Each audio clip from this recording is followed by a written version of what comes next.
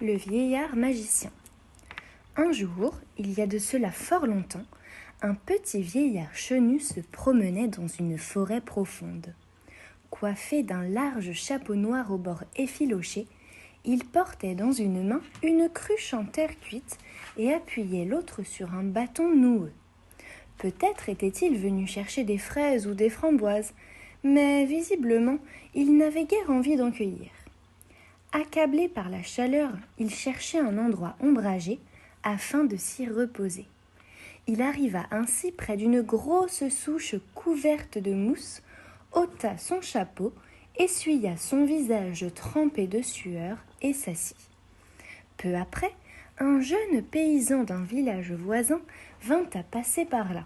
« Dieu soit avec toi, fit le vieillard en le saluant. » Pour toute réponse, le paysan grommela quelques mots entre ses dents.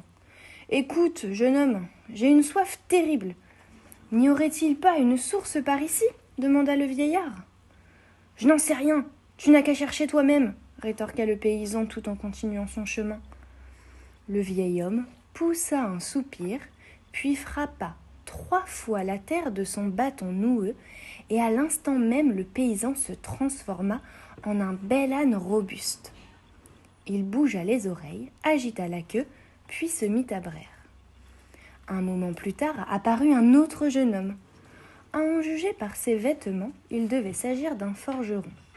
Le vieil homme le salua poliment, essuya son front trempé de sueur et s'enquit. « Ne sais-tu pas s'il y a dans le coin une source ou un ruisseau ? J'ai si soif. » Sans même lui adresser un regard, le jeune homme rétorqua. « Si tu as soif, trouve-toi de l'eau tout seul. Je ne vais certainement pas la chercher pour toi, j'ai autre chose à faire. » Le vieil homme soupira de nouveau et frappa encore 3 fois la terre de son bâton noueux. Aussitôt, un âne gris apparut à côté du premier. L'animal remua la tête et par un long braiement salua son voisin. Puis tous deux se mirent à brouter les chardons qui poussaient le long du sentier. Enfin, un 3e jeune homme vint à passer par là. Malgré sa faible corpulence, il portait sur son dos une grosse hache et une corde solide. Il sourit au vieillard et lui adressa un salut chrétien. « Dieu vous garde, grand-père, mais que faites-vous ici ? Vous semblez épuisé. »« Je te salue aussi, fiston, » répondit le vieil homme. « C'est que j'ai chaud, vois-tu, même à l'ombre, et que la soif me torture. Ne sais-tu pas s'il y a de l'eau à proximité ? » « Ici, en haut, je ne pense pas. Mais au pied de la colline, je dois certainement en trouver. Donnez-moi votre cruche, je vais vous la remplir, » proposa le jeune homme. En posant près du vieillard ses outils de bûcheron, il saisit la cruche et se hâta vers la vallée. Après un long moment, il revint tout essoufflé avec la cruche pleine. Le vieil homme, ravi, avala quelques gorgées, essuya sa bouche et déclara « Je vois que tu es venu chercher du bois, mais tu ne me sembles pas bien costaud. Et si je te prêtais ces 2 ânes ?» Le vieillard montra les 2 animaux et ajouta « N'hésite pas à les charger, ils sont forts et bien nourris. »« J'accepte volontiers ton offre, » répondit le paysan. « Mais dis-moi où je devrais les ramener, je ne sais même pas où tu habites. »« Ne te fais pas de soucis pour cela, » reprit le vieillard en souriant. « Quand vous serez arrivé chez toi, tu n'auras qu'à les sortir devant la porte. Puis, avec une baguette de noisetier, tu les frapperas avec force sur le dos. Surtout, donne-leur un bon coup, n'hésite pas.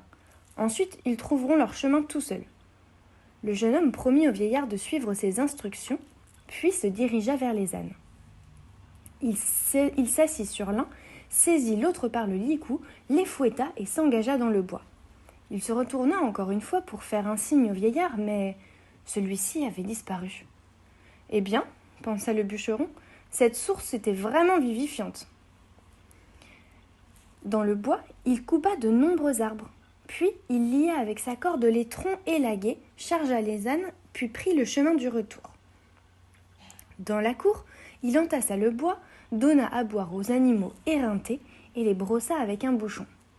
Il alla ensuite chercher dans sa remise une grosse baguette de noisetier avec laquelle il donna à chacun quelques bons coups sur le dos. Les 2 ânes poussèrent un braiement douloureux et « oh, miracle !»